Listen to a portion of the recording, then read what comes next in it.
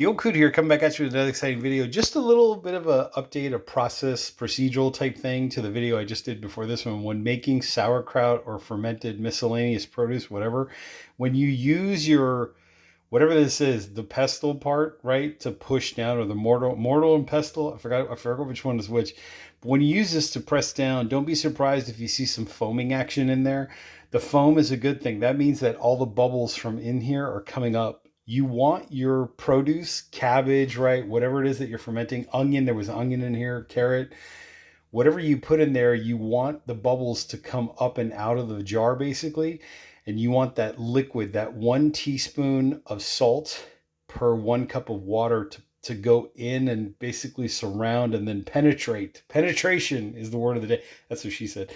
You want that salt water mix to penetrate your miscellaneous produce and your vegetables and your cabbage or whatever it is, so that's what helps the fermentation process. The fermentation process of fermenting the miscellaneous produce, right? Cabbage, red cabbage, onion, celery, whatever it is that you throw in here, is going to help to promote the probiotics, the antioxidants, right? It does the things that help your good gut bacteria when eventually you consume this.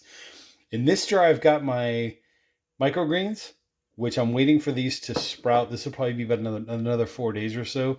But once they sprout to about like 1.5 inches or so, maybe even 2 inches, what I'll do is I'll then put 1 teaspoon of salt per 1 cup of water, mix that up into a solution, and then put that into this jar and ferment the microgreens. So fermented microgreens is like an explosion of antioxidants, polyphenols.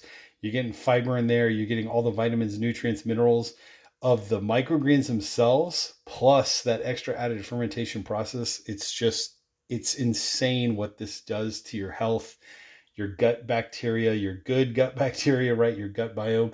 You feel better. You're able to absorb the more nutrients from the foods that you eat better. It's one of those things. It's one thing in a whole list of things that helps at least some people in the world live longer than other people do. Like, if you ever wondered why those people that live over 100, some of them, not all of them, but some of them were talking about how they have some type of fermented something or other. Fermented yogurt, fermented vegetables, fermented miscellaneous produce, sauerkraut, whatever the case may be. When you make it yourself at home like this, there's no preservatives. There's nothing in here that kills the good bacteria process. I like to make my own, because store-bought is just never the same as when you make it yourself. Pretty simple. Cabbage, I think, is like 99 cents a pound. If you only wanted to use cabbage or red cabbage, you could just do it that way. 1 teaspoon of salt per 1 cup of water. Mix that up in a little solution. Basically bruise or kind of crush your cabbage, slice it up nice and thin. Put that in a jar, pack it in there like I did here, and then basically you put in your salt water solution and just let it do its thing. And every day what I'll do is I'll go in there, and I'll give it a good squeeze, and then all those air bubbles will come out. But basically that's how the process works. Anyways, with that being said, I did put links down below in the description, also in the comment section. I'm the Old Coot, and I'll catch you all in the next exciting adventure. Oh, one other crucial thing is try to get yourself some glass weights like this. I'll put links down below in the description, also in the comment section.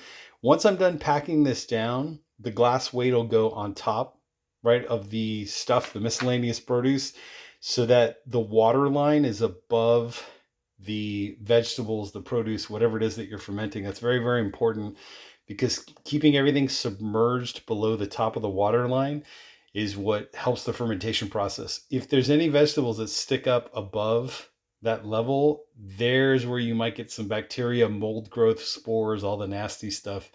So just try to get one of these. I'll put links down below, like I said. Or you can improvise. You can use like the top of a plastic lid, just cut it to shape, put it in there, pack it down, use some kind of a weight that you have or whatever. But these are usually good. Lead-free, glass weights are usually what works the best. Anyways, with that being said, sprouting lids, I'll put links down below.